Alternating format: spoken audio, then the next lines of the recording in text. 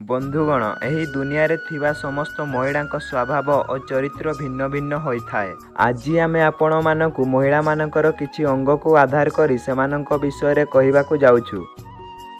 ताहेले बंधुगण आसंतु जानिबा एहा विषय रे। नंबर 1 बंधुगण जेउ महिला मानकर नाक चेपटा होइथाए सेमाने सारा जीवन दुखरे रहिथांती और सेमाने स्वभावरु मध्ये दुखिनी अटंती।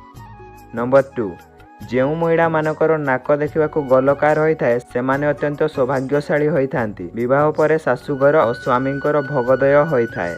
नंबर 3 जेउ महिला मानकर नाक बड़ होइथाए सेमाने स्वभावरु अति सुखिनी होइथांती। नंबर 4 बंधुगण जेउ महिला मानकर नाकरे डाहाण पाखरे कला जाई चिन्ह रहिथाए सेही महिला माने अत्यंत लक्ष्मीवंत होइथांती। एही महिला माने निज परिवार लोकंक पई मध्ये समृद्धि नेई आसीथांती।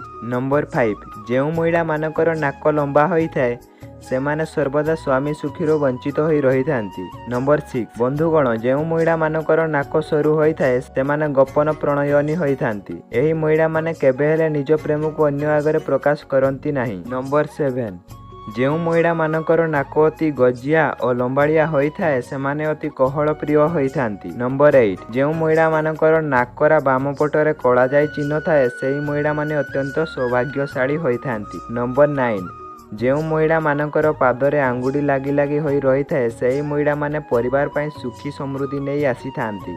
जेउ महिला मानकर मथारे रुम एवं सिरा देखा जाइथाए सेमाने आजीवन रोगिणी होइथांती। नंबर 11 जेउ महिला माने प्रत्येक कथारे हो हो होई हसीथांती सेमानक चरित्र भल न थाए। नंबर 12 बंधुगण जेउ महिला माने हसिले तांकर दुई गालरे गात होई जाइथाए सेमाने उत्तम स्वभावर होइथांती। नंबर 13 जेउ महिला मानकर मुंड बड़ होइथाए सेही महिला माने स्वभावरे खल प्रकृतिर होइथांती। जदि आपनको वीडियोटी भल लागिथाए गोटे लाइक कमेंट शेयर करने को केबे भूलिबेनी। हाँ आज्ञा सब्सक्राइब भी करदेवे। जय जगन्नाथ।